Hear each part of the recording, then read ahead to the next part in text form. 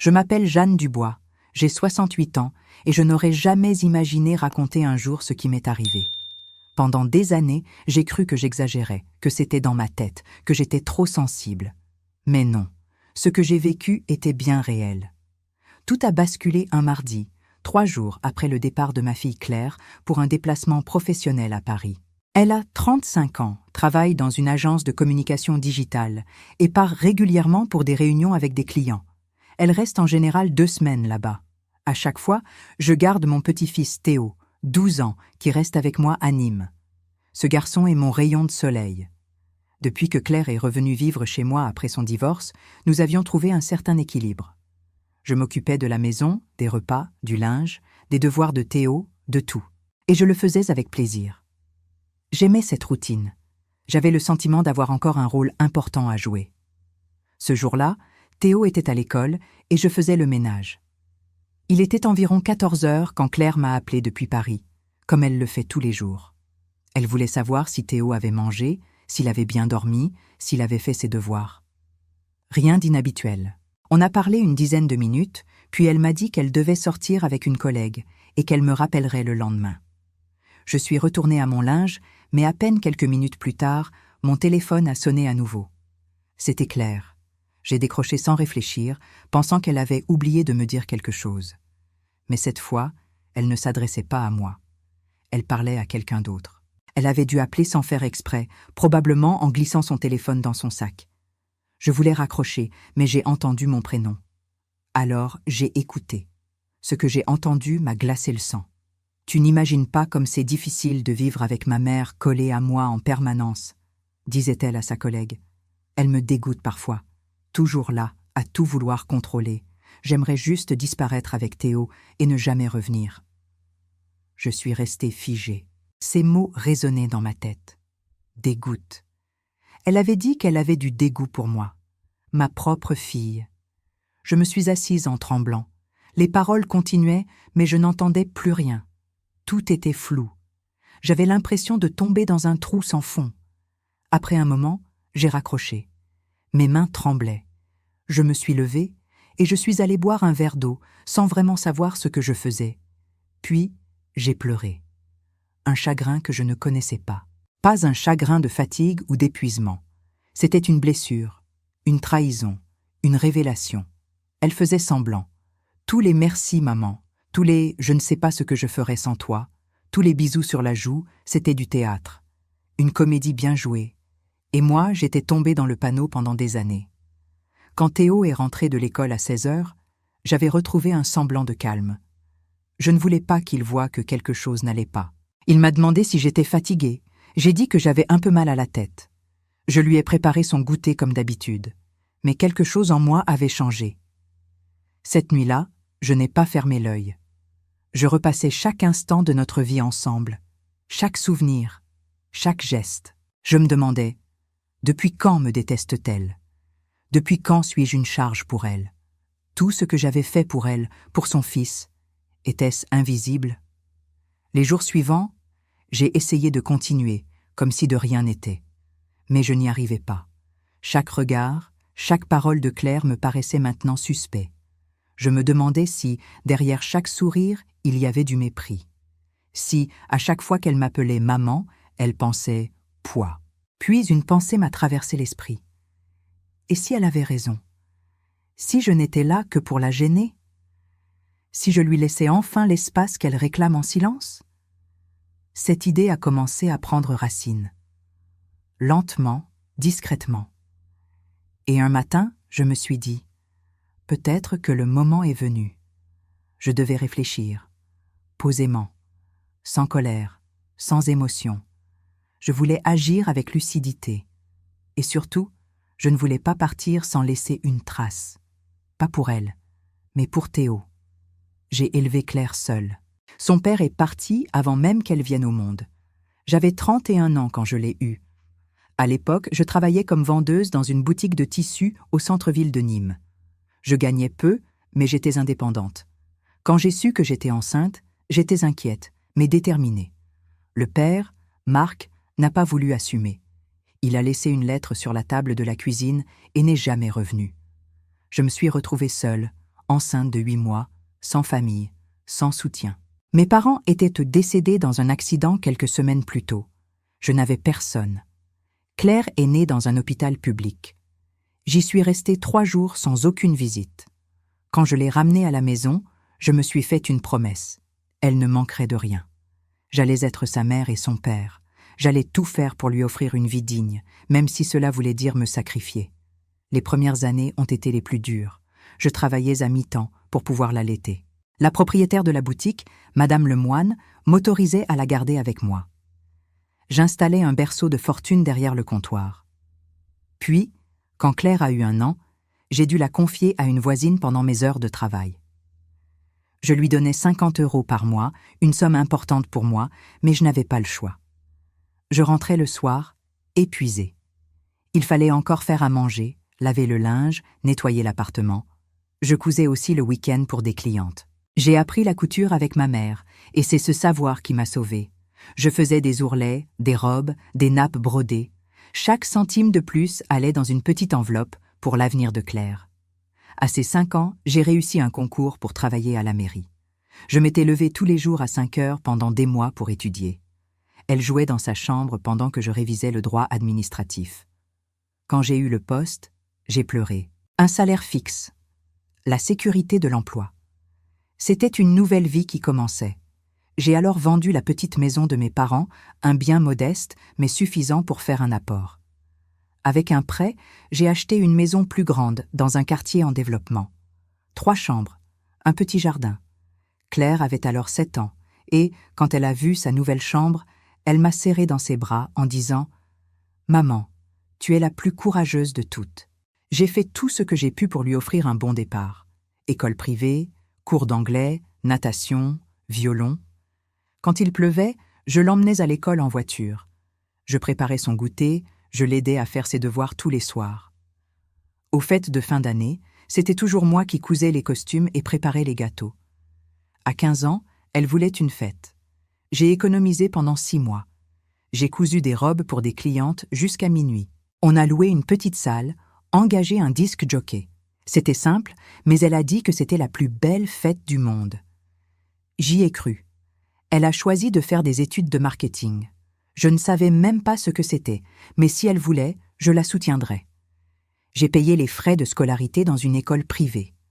J'ai pris un travail en plus, les week-ends, pour assurer. Elle a eu son diplôme avec mention. Elle était fière, et moi aussi. Pendant ses études, elle a rencontré Romain, un jeune homme sérieux, bien éduqué. Ils sont tombés amoureux, se sont mariés. J'ai participé aux frais du mariage. Elle m'a demandé d'être témoin principal. J'ai pleuré de joie. Quand Théo est né, elle m'a demandé de venir l'aider. Je suis allée chez elle pendant plusieurs semaines. Je faisais tout, biberon, lessive, repas, nuit blanche. Elle me disait que j'étais un ange.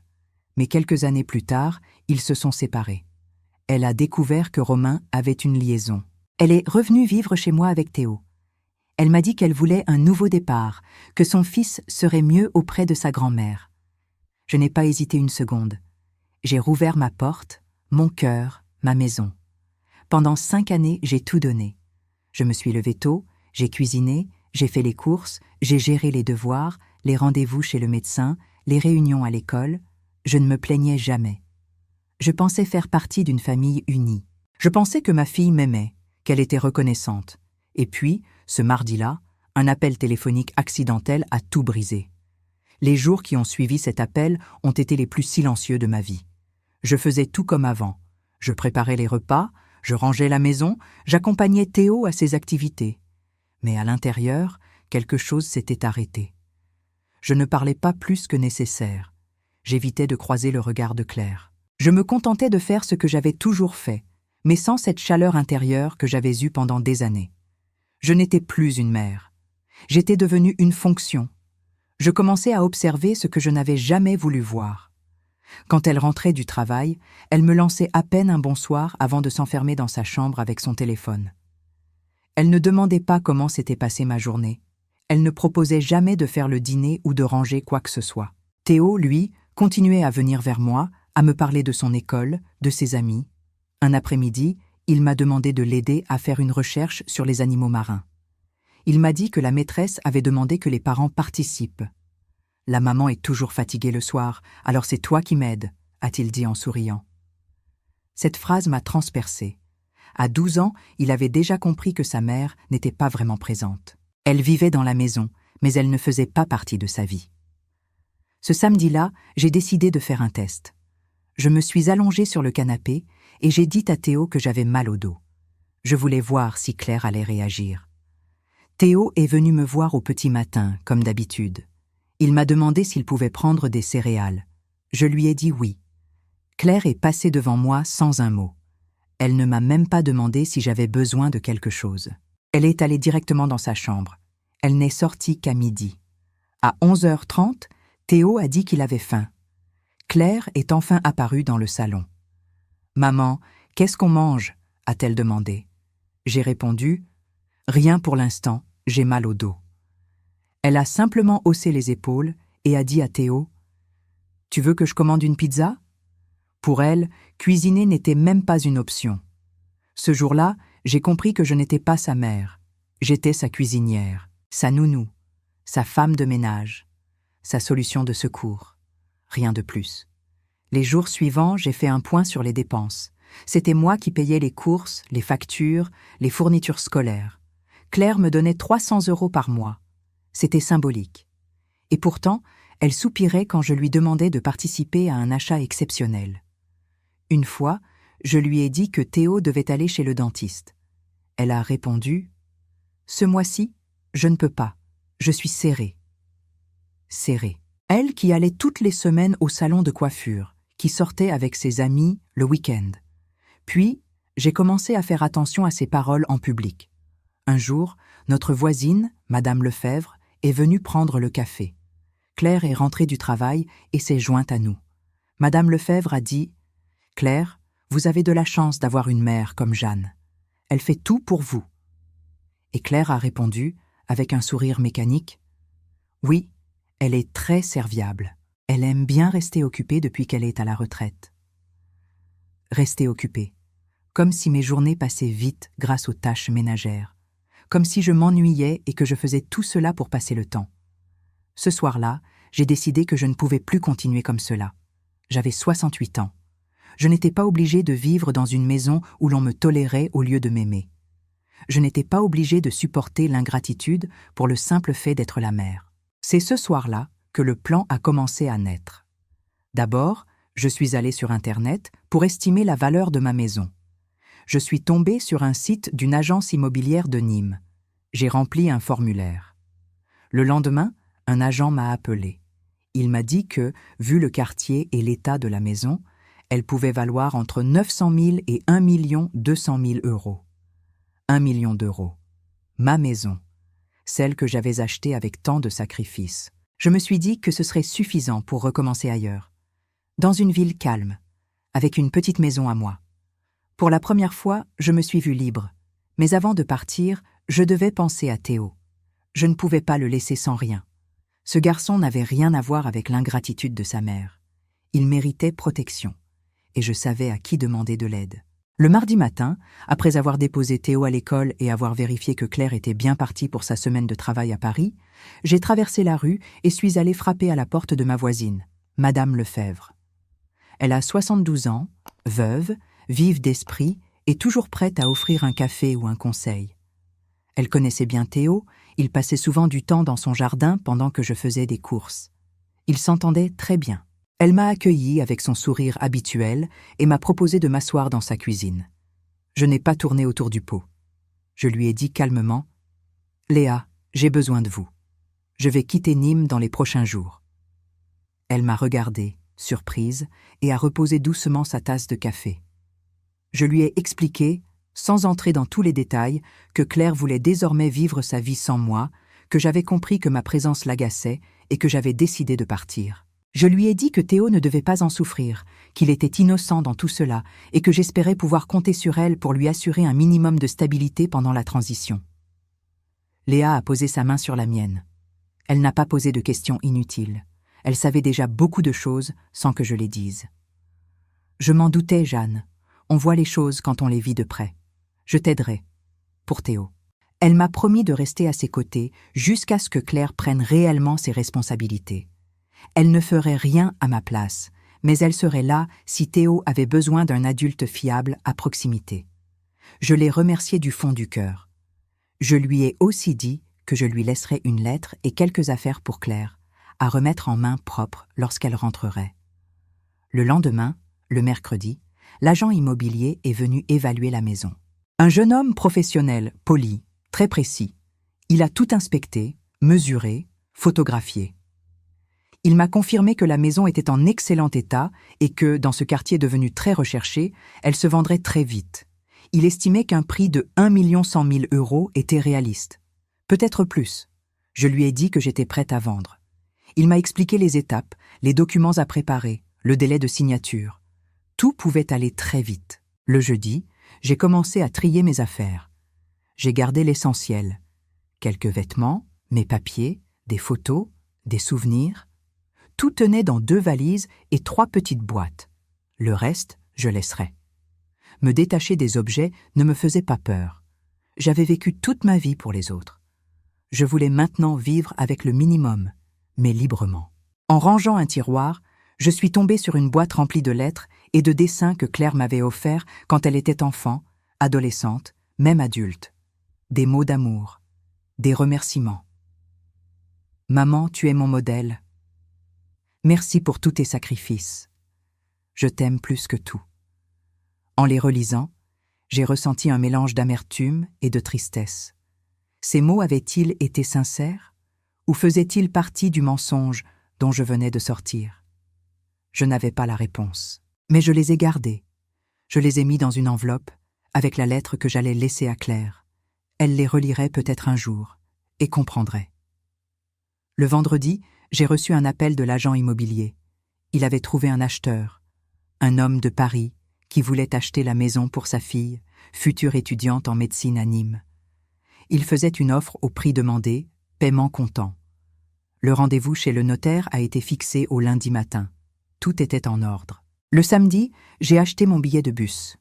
Destination: Vichy, une ville paisible, connue pour ses eaux thermales. J'avais vu des reportages à son sujet, toujours rêvé d'y passer un séjour. C'était là que je voulais recommencer. J'ai aussi ouvert un nouveau compte bancaire dans une autre agence. J'ai déposé l'acompte reçu de la vente. J'ai laissé une somme en espèces à Madame Lefebvre pour les frais urgents liés à Théo. Le dimanche soir, j'ai écrit ma lettre. Je n'ai pas tourné autour du pot. Je voulais que Claire comprenne que cette décision n'était ni un caprice, ni une vengeance. C'était une réponse, une conséquence. Voici ce que j'ai écrit. Claire. Puisque ma présence te dégoûte et que tu ne supportes plus de vivre avec moi, j'ai pris l'initiative de régler le problème. J'ai vendu la maison. Je suis partie. Tu peux maintenant vivre ta vie, sans moi. Madame Lefebvre t'aidera avec Théo les premiers temps. Prends soin de lui. Il n'a rien à voir avec tout cela. Ta mère, celle qui, pendant 35 ans, t'a aimé sans condition. Jeanne. J'ai mis la lettre et les anciennes cartes de Claire dans une boîte et les confiées à Madame Lefebvre, avec les clés. Claire rentrerait le mardi soir. La maison serait vide. Et moi, je serais déjà loin. Le lundi matin, à 9 heures précises, j'étais assise dans le bureau du notaire, avec l'agent immobilier et l'acheteur. Les documents étaient prêts, les signatures se sont enchaînées rapidement.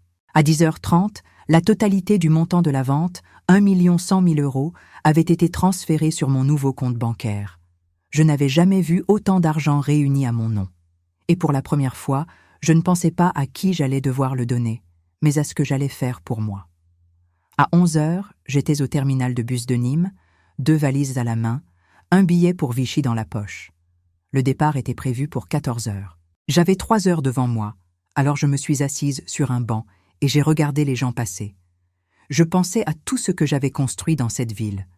Chaque rue avait une histoire, chaque coin, un souvenir. Mais je ne ressentais ni peur ni tristesse. Je ressentais une forme de calme, comme si, enfin, je faisais quelque chose pour moi, sans culpabilité, sans devoir rendre de compte à personne. J'avais laissé les clés à Madame Lefebvre, ainsi que la lettre et la boîte contenant les cartes de Claire. Je lui avais expliqué que le nouveau propriétaire ne viendrait prendre possession de la maison que le jeudi. Claire aurait donc 2 jours pour vider ses affaires personnelles. Le mardi soir, Claire allait rentrer de Paris, comme d'habitude. Elle trouverait la maison vide, la lumière éteinte, et à la place de son quotidien routinier, elle aurait face à elle une voisine tenant un trousseau de clés et une enveloppe. Pendant que le bus quittait Nîmes et prenait la route vers Vichy, je regardais par la fenêtre et je revoyais les dernières années. Je n'avais aucun regret. J'avais fait mon devoir. J'avais donné tout ce que je pouvais. J'avais été mère, soutien, refuge. Mais il arrive un moment dans la vie où continuer à donner devient un acte contre soi-même. Et moi, je ne voulais plus vivre contre moi. 3 mois ont passé depuis mon arrivée à Vichy. J'ai acheté une petite maison de plain-pied avec 2 chambres et un jardin plein de lavande. Chaque matin, je me lève sans réveil, je prépare mon café et je décide ce que je vais faire de ma journée. Parfois, je peins. Parfois, je me promène au bord de l'Allier. Le mercredi, je déjeune avec mes nouvelles amies du club de lecture.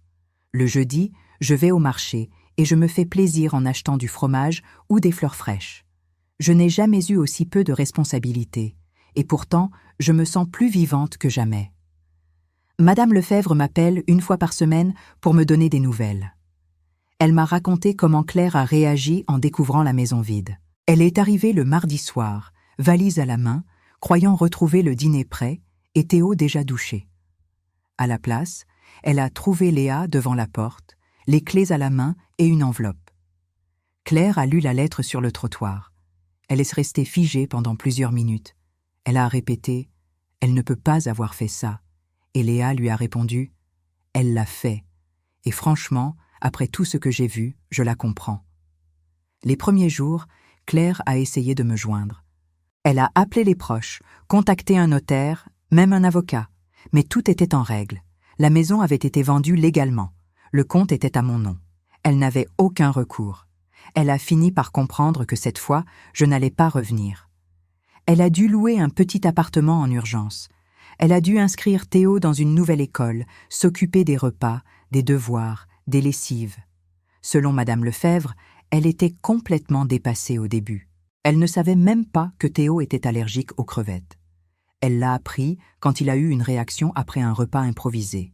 Elle ne connaissait pas l'emploi du temps scolaire de son propre fils. Elle n'avait même pas les numéros de téléphone des parents de ses camarades. Mais Théo, ce petit garçon que j'aime plus que tout, a été plus solide que je ne l'aurais cru. Il a pris le relais. Il a expliqué à sa mère où étaient ses affaires, quels étaient ses horaires, comment fonctionnait sa routine. Il est devenu, en quelques semaines, celui qui guidait. Et Claire, petit à petit, a commencé à apprendre. Madame Lefebvre m'a dit qu'elle avait vu un changement, que Claire s'était mise à préparer de vrais repas, qu'elle aidait Théo à faire ses devoirs, qu'elle commençait à comprendre ce que signifie être une mère. Elle m'a aussi dit que Claire avait commencé une thérapie. Peut-être a-t-elle enfin compris qu'il y avait des conséquences à tout. Peut-être qu'elle est prête à évoluer. Ce n'est pas à moi de juger. Je ne regrette rien. J'ai pris une décision que beaucoup n'auraient jamais osé prendre. Mais je sais qu'elle était juste. Aujourd'hui, à 68 ans, je vis pour moi. Je ne suis plus la femme invisible dans sa propre maison. Je suis Jeanne, une femme libre. Aujourd'hui, ma vie n'a plus rien à voir avec ce qu'elle était. J'habite dans une petite maison à Vichy, dans un quartier calme, avec un jardinet que j'entretiens moi-même. Il y pousse des herbes aromatiques, quelques fleurs et une paix que je n'avais pas connue depuis longtemps. Je vis seule, mais je ne me sens plus jamais seule. C'est étrange à dire, mais depuis que j'ai quitté Nîmes, je redécouvre ce que c'est que d'exister pour soi. Chaque matin, je me lève sans précipitation.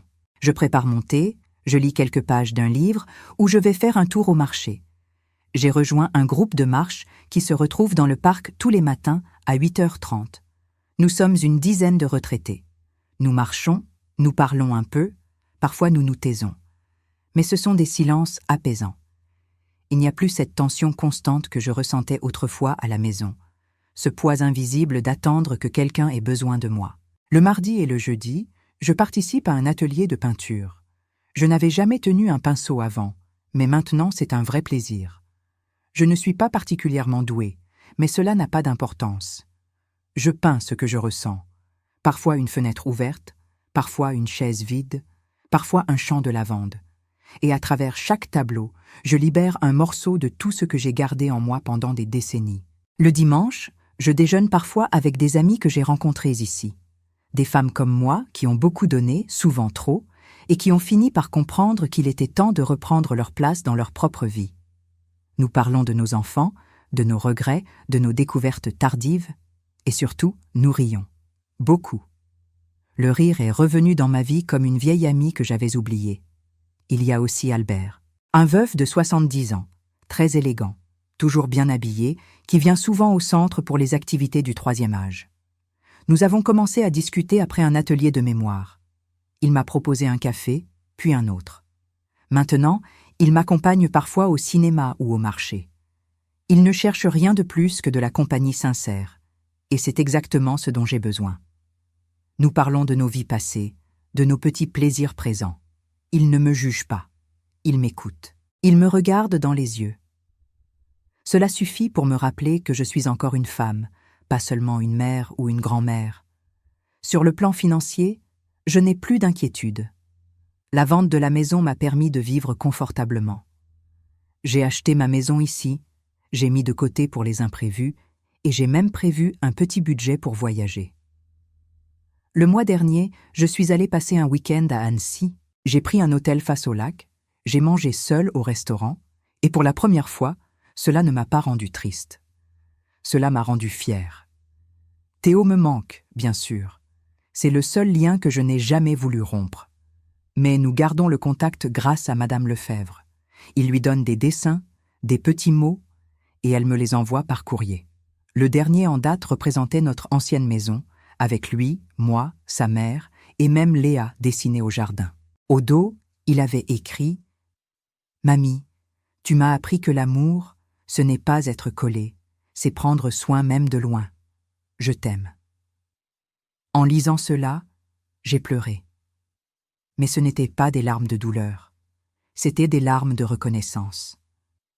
Parce qu'au fond, j'ai compris que j'avais réussi. J'ai élevé un garçon sensible, intelligent, capable de voir au-delà des apparences. Et cela, personne ne pourra jamais me l'enlever. Claire, de son côté, ne m'a pas encore contacté directement. D'après ce que me raconte Léa, elle pose parfois des questions. Elle veut savoir si je vais bien, où je vis, si je pense à revenir. Mais elle n'a pas encore osé me téléphoner. Peut-être par honte, peut-être par fierté. Je n'attends rien. Je n'ai pas de revanche à prendre. Je ne ressens plus de colère, juste une certitude. Si elle veut un jour que nous ayons à nouveau une relation, cela devra se faire autrement. Pas par intérêt, pas par confort, par respect, par vérité. Je ne suis plus la mère silencieuse qui accepte tout. Je ne suis plus la femme qui s'efface pour faire plaisir. Je suis Jeanne Dubois, 68 ans, retraitée, libre, tranquille. Ce soir, le soleil se couche lentement sur Vichy. Je vais préparer une tisane, lire un peu, puis me coucher tôt. Demain, j'ai marche à 8h30, puis déjeuner avec Albert. Ce n'est pas une vie de conte de fées. C'est une vie simple, mais c'est ma vie, et cela me suffit. Si cette histoire a touché votre cœur, laissez votre like, abonnez-vous à la chaîne, commentez ci-dessous de quelle ville vous êtes et répondez-moi. À ma place, qu'auriez-vous fait ? Votre message peut égayer la journée de quelqu'un.